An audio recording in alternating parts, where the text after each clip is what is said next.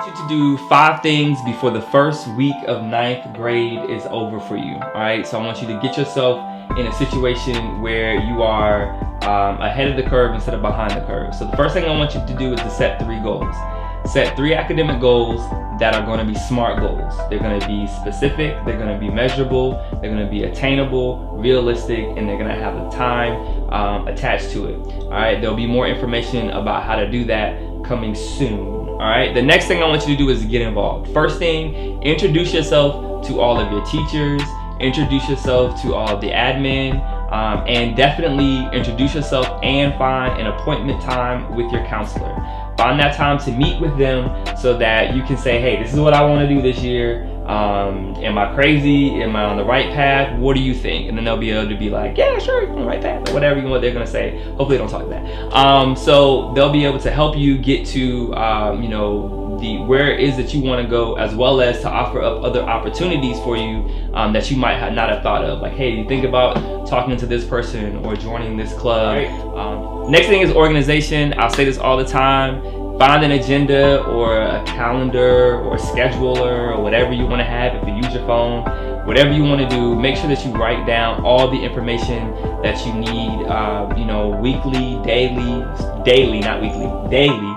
Write it down daily so that you can see a long-term plan of what is it that I need.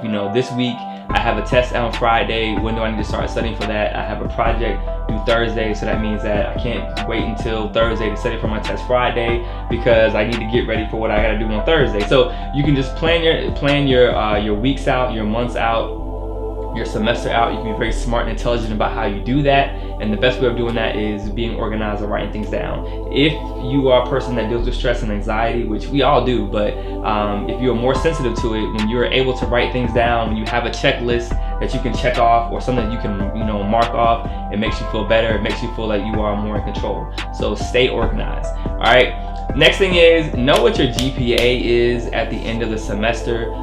Make sure you're very aware of that. You should go look at, if I'm going to college, what colleges am I looking at? What GPA, is the average GPA to get into that college, so that I can set my goal. Go back to the first thing I said. So I can set my goal up to be, say, I need to have this type of a GPA. That means I need to be making these grades, and you can just work yourself all the way back to what you need to do in front of you. Okay, so know your GPA, keep an eye on it as it moves, and it will move once all grades are in. This is a side note. Your GPA is going to be, it's going to fluctuate the most in your first year. The more grades that you put into that equation, the less it will move. So you want to make sure that the first foundational step, or the first GPA that you have, is a really good one, so you don't spend the next 3 years trying to pull your GPA up. All right, make sure it's good. The last thing and most important thing I feel like is you need to evaluate your process. What have you done well up until this point, and what haven't you done well up until this point, right? If your math grade is not good, don't do the same thing you did the last 3 years that your math grade wasn't good. Do something different. And if you need to know what to do, talk to math teachers, or just look at students that are making good grades and follow the plan that they follow. If they're writing things down in an agenda, then write things down in an agenda, right? If they are studying, study. If they're making sure their homework is turned in, make sure your homework is turned in.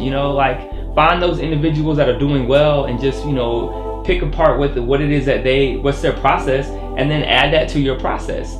If you spent your entire, middle school career trying to be the most popular person or trying to date as many people as you possibly could date, and then you look back over your grades and realize that your grades are not where you wanted them to be, then that might be something where you reevaluate the process. Some people can have all of that.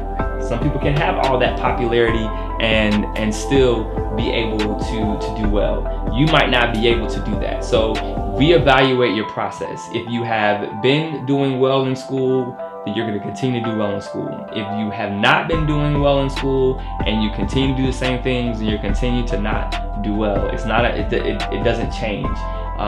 You're the only person that changes. So if you change your process, then your result will change. Okay? So those are the top 5 things that I want you all to do before the end of the first week of 9th grade. Got it? Go back over it again. Set a goal, 3 goals. Get involved. Introduce yourself to all of the key stakeholders in the building, set a meeting up with your counselor. Organize. What's your organization?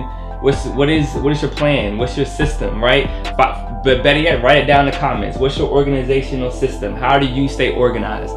Next thing is GPA, all right? Be prepared to know where do you find your GPA. And then the last thing is evaluate your process. If you've done well, continue to do well. If you haven't done well, change it up. Do something different, all right? So those things will help you get on the right foot as you start 9th grade. Congratulations and peace. Oh, if you like the shirt, there'll be a link to get the shirt. Look down.